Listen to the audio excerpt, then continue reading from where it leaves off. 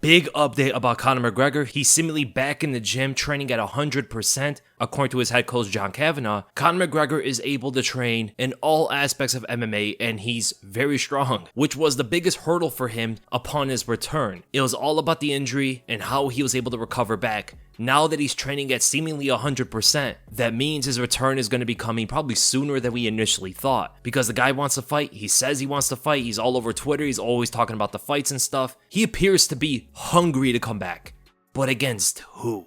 That is the biggest question here, and when is it going to happen? Dana said that he's going to come back at the end of this year or early next year, which does seem like a good timeline. I mean, it's midway through July right now. Crazy how fast this year has been going, and he should be able to get that big fight, that big main event pay-per-view against anybody he pretty much wants, even against Charles Oliveira, because Oliveira wants to fight him as well. And we have to preface with this. There is no tune-up fight for Conor. Unless he picks an opponent that nobody thought he would ever fight. Unless he picks like maybe Jeremy Stephens or something, like an opponent that nobody thinks he was going to fight. Even Jeremy Stephens potentially wouldn't even be that easy. There is no easy tune-up fight for Conor McGregor right now. Legitimately, the entire top 15 can beat him. Go down the list and there is no easy matchup for Conor. Actually, Dan Hooker might be the only easy tune-up fight for him, considering that Dan Hooker's just not fighting like himself at all these days. So here are the options for Conor. There's the possible Charles Oliveira fight. There is a Dustin Poirier fight if Poirier wants to fight him again, but Poirier just came out and said that he would like to see Conor fight Gaethje, and it also kind of makes sense given that Gaethje's coming off a loss against the champ and he already had 2 title fights, so a big money fight against Conor would be interesting. Then there's Michael Chandler, which seems to be the one that everybody wants. Dana wants it, the fans want it, Chandler wants it. Conor said one day it's going to happen, so he wants it to an extent. I don't know if he wants it for his return, but that's a big one for Conor, man. That would be a massive fight and super fun to watch. There's Tony Ferguson. Tony's been calling out Conor. A lot of the hardcore fans want to see that. It's the kind of fight that Tony deserves for his career, especially right now coming off that horrendous knockout loss to Michael Chandler. There is Jorge Masvidal up there at 170. That is potentially the biggest money fight that the UFC could put on. Jorge's been wanting it nonstop, and Conor's been going at him, 10-7 him, talking trash on Twitter and everything. Those are the fights that seem to be the most possible for Conor at the moment. But there is one removal and one addition to this. The removal might be Nate Diaz, because Nate just came out and said that he is not fighting Conor. He said he already beat Conor. He says Conor's not good enough for him. So if Nate is sticking by his word, he is not going to fight Conor. But the addition, an interesting one that just got brought up, and it's something that a lot of people haven't thought about, Max Holloway. Conor McGregor versus Max Holloway up there at 155 is a new potential matchup that would do big numbers, and it's a fight that a lot of people would like to see, given that Max is probably never going to fight for the belt at 145 ever again until Volkanovski loses to someone, and Max has been saying that he wants to continue his career at 155 and stay there. This is a good one to start with. Conor hasn't fought in a while. He's not the biggest 155er. He's definitely going to lose some of that mass. That would be a fun one to watch as well, because Conor has a good style up against Max. He has skills to completely roadblock Max Holloway's offense and also cause a load of damage.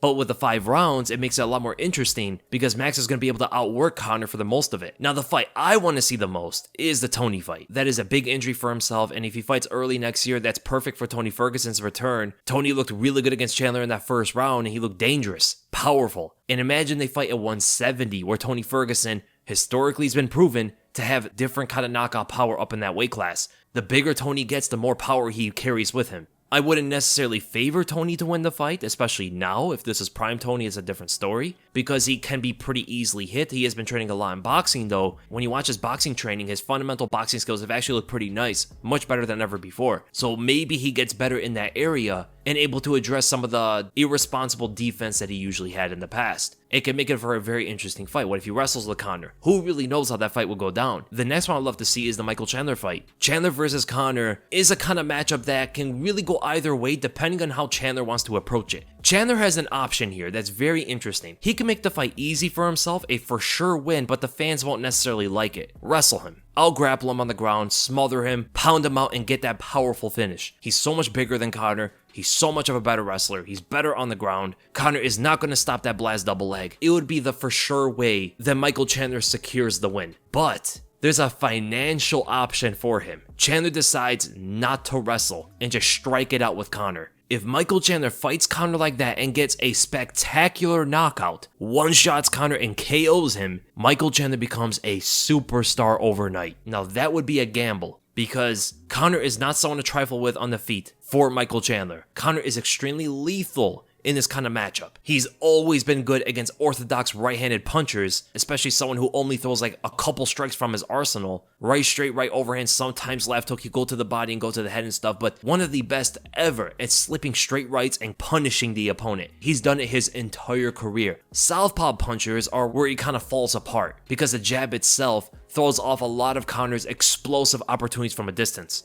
But against someone like Michael Chandler, he would be able to slip on the outside of that right hand and counter Chandler with his left. Even from a distance, he has a much longer reach. He'd be able to pot shot him from a distance, just like he did against Eddie Alvarez. Chandler does have the kicks, but again, orthodox versus southpaw, Conor's a lot better at checking kicks against the opposite stance fighter. The knee is just naturally in place to check an inside leg kick. So because of the limited amount of skill set that Chandler has on the feet, it makes it a lot more dangerous for himself. But if he gets the knockout, if he were to take that risk, no takedowns, and knock Conor McGregor out on the feet, he becomes an instant star. Overnight, especially if he puts on one of the most memorable interviews after knocking out Conor McGregor. The guy may be the biggest star in the entire sport, and he secures himself financially for the future. So Chandler's an interesting option because of the different pathways he can approach that fight. Make it easy to go through the wrestling, nobody's really going to like him doing that, or knock him out on the feet and surprise the entire world and take a lot of that shine from Conor. So honestly, those are the two matchups I think makes the most sense. I think those are two matchups that most of the fans want to see. The casual and hardcore fans will love to see either Tony or Chandler get that opportunity until we can see where Conor is really at in his career. I love the Max fight as well. The Gaethje fight's nice, and honestly for myself, I don't really care too much about the Oliveira fight. The Jorge fight would also be pretty fun, but I think it's the fight that would be the least likely to happen because it seems like Dana doesn't like it because Jorge is so much bigger than Conor. But at the same time, man, it would be the biggest money fight out of all of these. Jorge is a star by himself. Conor is the biggest star in the sport. It's the only fight that can just pretty much sell itself. Never mind all the press conferences, never mind all the trash talk and the antics going around. These guys are gonna be dressing up in all different kind of animal fur and stuff. Forget USADA, PETA's gonna be up in there. The build up to that fight would be ridiculous, man. That would be so entertaining. But I think at this stage, Jorge might be too much for Conor. The size itself is going to be a big problem. Jorge can wrestle. He's such a good kicker, can kick from either stance. He will have to watch out from the straight left from Conor, but that's pretty much it, man.